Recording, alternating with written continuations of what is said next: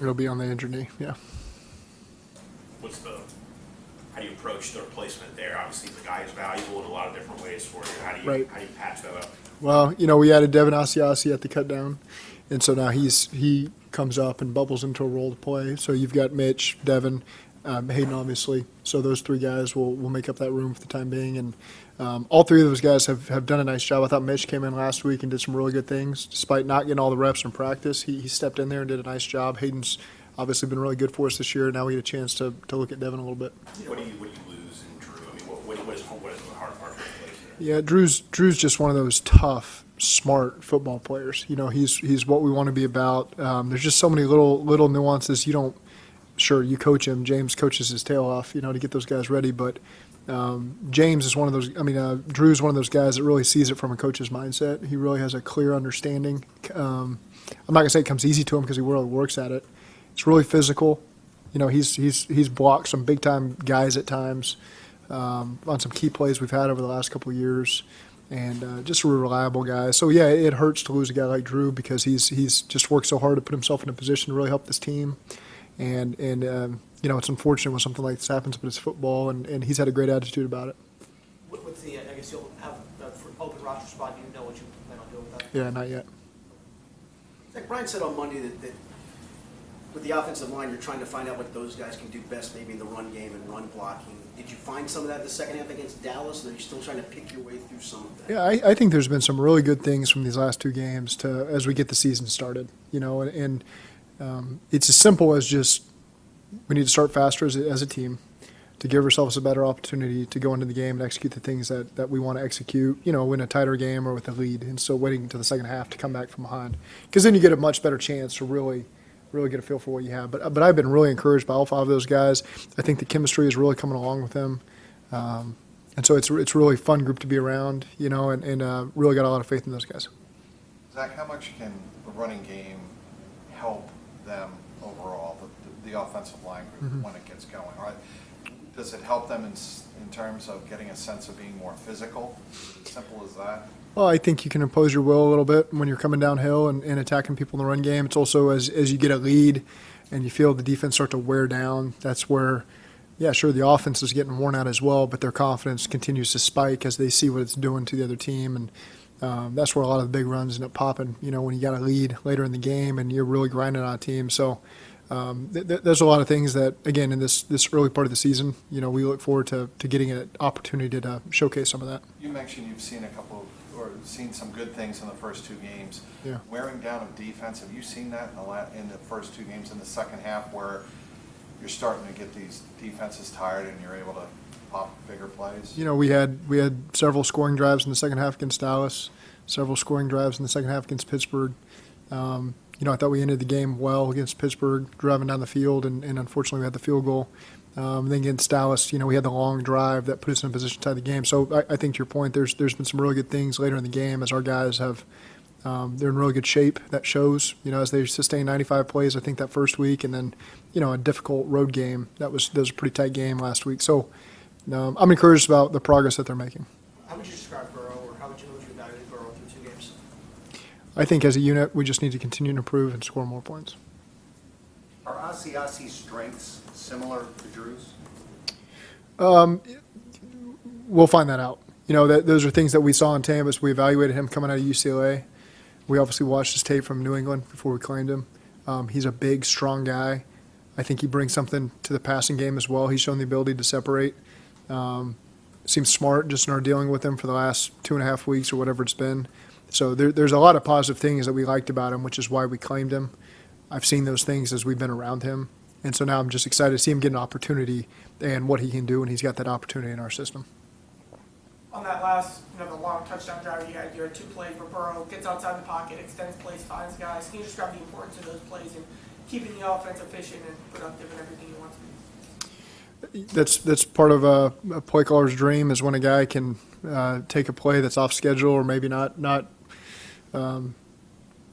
guys aren't open versus a certain defense, and he can make a play when there's not a play to be made. I think Joe does a really good job of that and gives us a spark, whether he's just taking off with his feet and getting a first down or finding T in that case, on that play. It's those are things that he brings to the table that are unique to Joe. He's been scrambling a lot more, I guess, in that's something that defenses might have to start accounting for that, and that could change kind of the way you are able to call offenses with how much he does scramble? Just spying him, you mean? Yeah, just committing a guy to. They could. Yeah. Yeah, they could. Yeah.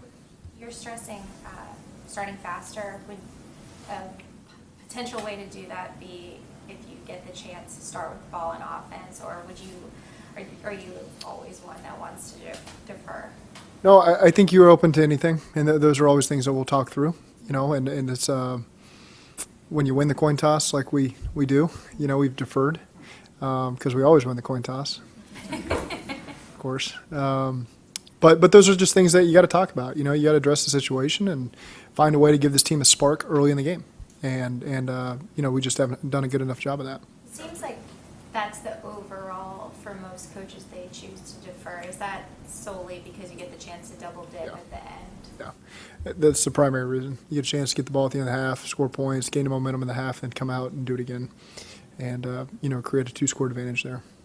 After 2 weeks, Joe Mixon's got the most carries in the NFL, so it's not like you haven't tried. It's just a consistency issue, I guess, in that running game. Well, there's been good things in the running game. I'm not going to sit here and say that it hasn't been great. There's opportunities. There are times when you're going to get more single high looks as teams are stressed against you, where those runs pop for bigger gains, as opposed to, I know it's a softer box when teams play Tampa too, but it's a little bit more difficult to get those explosive runs where there's just a lot of great things that can happen when you can score early and play with a lead. And so we look forward to putting our best foot forward and trying to experience that in the near future.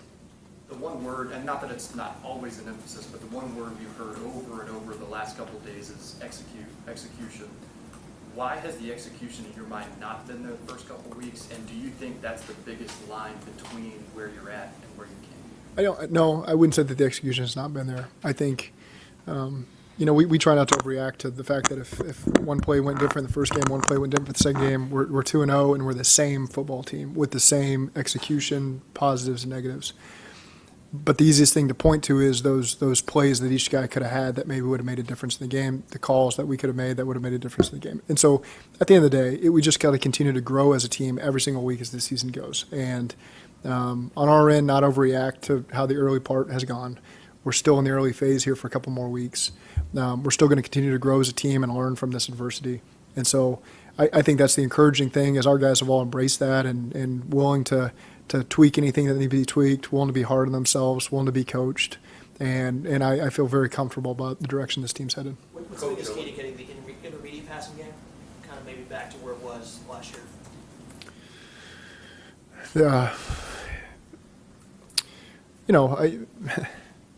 I just think we need to do a better job of finding a rhythm early in the game to play with the lead.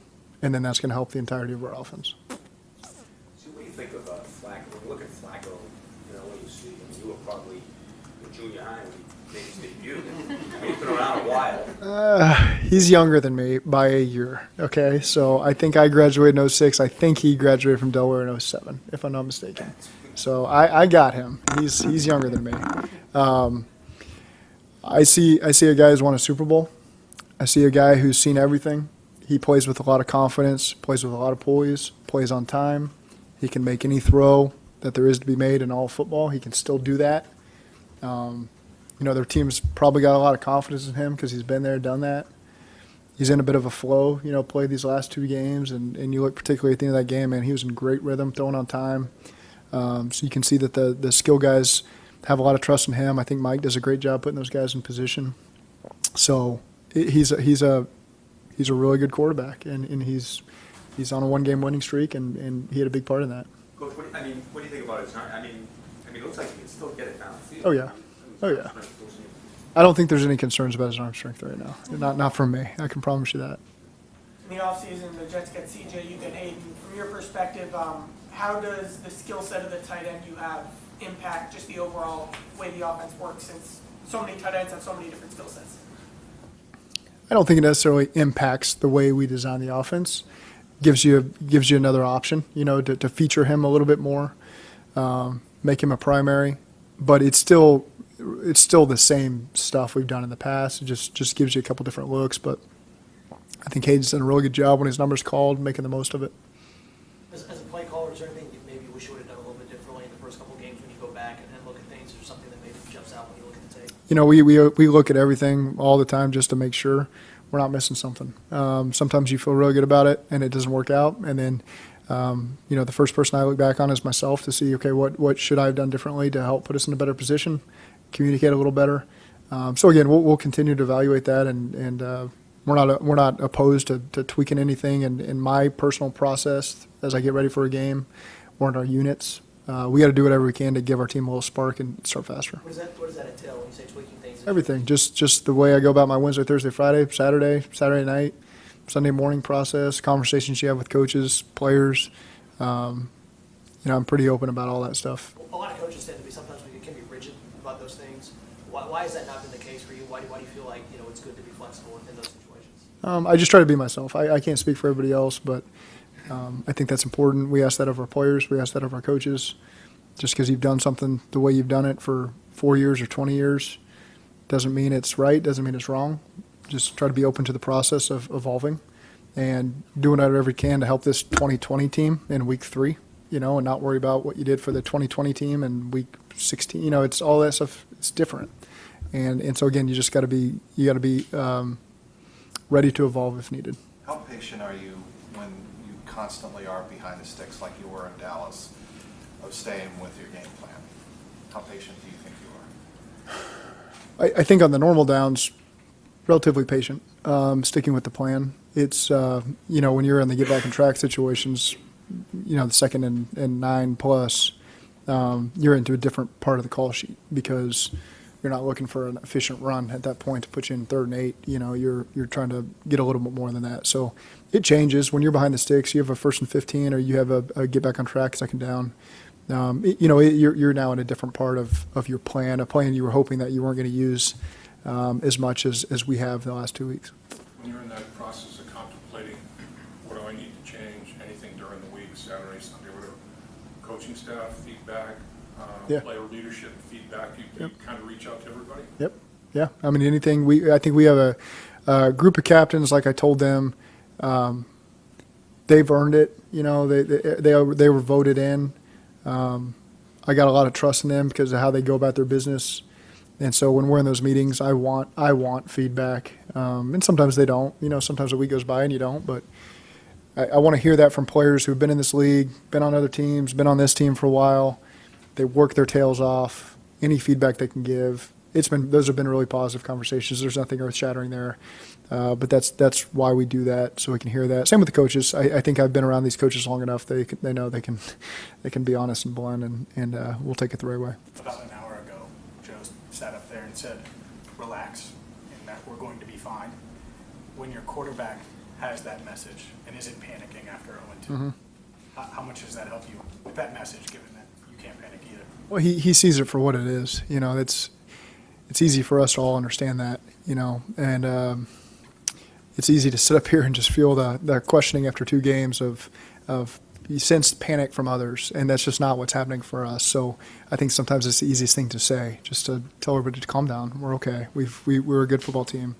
We'll get to where we need to be, and it's just about going and having a great Wednesday. That's really what we are focused on today, having tremendous energy, understanding the plan, asking questions of the plan, going out there and having our best Wednesday we can possibly have to put ourselves in a great position to go have a great Thursday and continue to piggyback on that and just gain some momentum, find our first win, and then take a deep breath and continue to get the ball rolling. Is that maybe part of the process of now having a lot of expectations? You know, it's the first year that y'all really have had that now.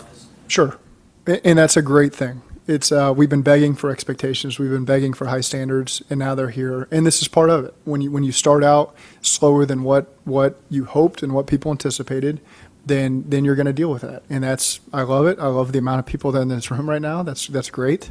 I love that fans in the city expect more. I would hope. That's awesome.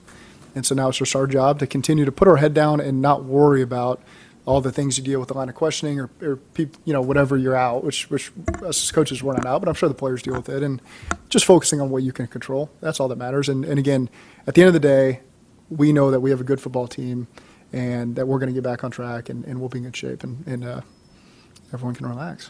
Joe said he hasn't listened to any criticism because he deleted his social media. How grateful are you that your kids aren't at the age where they can Yeah. Oh my God. Yeah, very grateful. Yeah, it is. Yeah, they feel the stress for sure, whether they have social media or not. So I'm very, very, very thankful they don't have it yet. Maybe they do, and I just don't know. On the 2-point conversion last week, Samaje did a great job of Oh, blocking. God. Parsons. Yeah. How good is he as a blocker, and Yeah. how valuable is that in your offense? Oh, that's critical. You're not.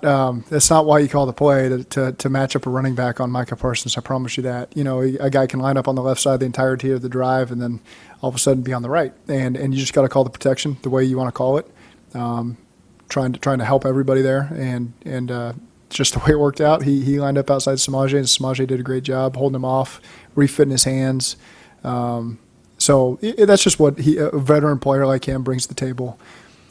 Samaje did not practice that. You know, that was Drew Sample and Hayden. And so Samaje gets thrown into the fire. He's got to at halftime learn the O2 package and do a good job executing a unique play down there in the goal line that was really just meant for inside the 3.